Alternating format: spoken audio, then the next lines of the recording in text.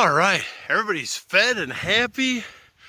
It is a cold day. I don't know, it's 10 above or whatever. But farming in 4G is moving that system over here way too quick. Because this wind, I was hoping he would have held on to it till it fizzled out, but it is blowing right past me. It's going to hit, well, it should be hitting living northern Wisconsin here probably already, if not pretty soon, and then it's going to head on over to Vesser. I don't know how fast this thing is moving, if it will make it to him or if Lake Michigan will screw the system up. But behind it is, like I said in my other video, is 2 weeks of cold coming. And I believe that cold's going to make it from farming in 4G all the way to Vesser. It'd be interesting to see if it makes it to PA Farms and Farm All Fanatic out east, how much of this makes it to them guys. But you know, the generations before weren't so they were kind of smart in a lot of their logic, because with that wind is, you know, you look at the treetops, it's blowing hard. As soon as you get out on the driveway, I'm in my hooded sweater again. You ain't walking a half mile if your car breaks down.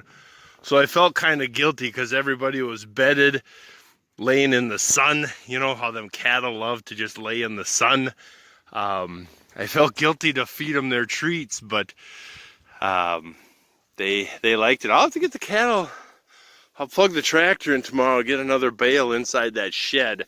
You can see the red one there. She's got a little dirty on her hip.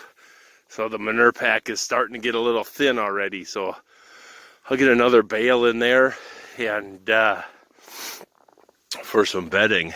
But yeah. So I was going to head on back to the harvester.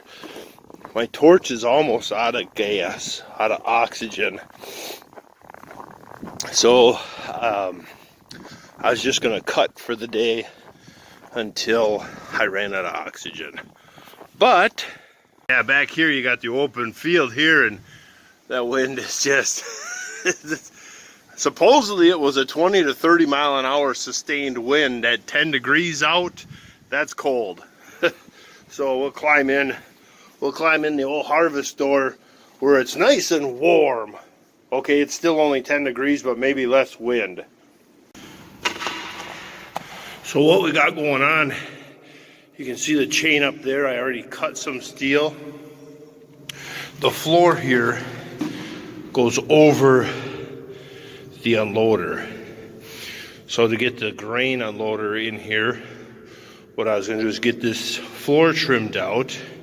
It's just that little bit, you know, that 8 inches wide for this 8 feet or so. I got it chiseled most of it out of there. And then the same on that side. So the unloader can hug to one side, making its way back to the middle. And then the other side of the trench in the concrete, I can use as part of my chamber of air to come in underneath the grain. Now it's just a matter of torching. So there we go. It's going to look something like that. I run out of oxygen. I ran out of oxygen. Now, partner halfway on this side. That wind, holy hell, that wind is blowing in this door. I should have put my Carhartts on and dressed like an adult, I guess. Whoops, my breath.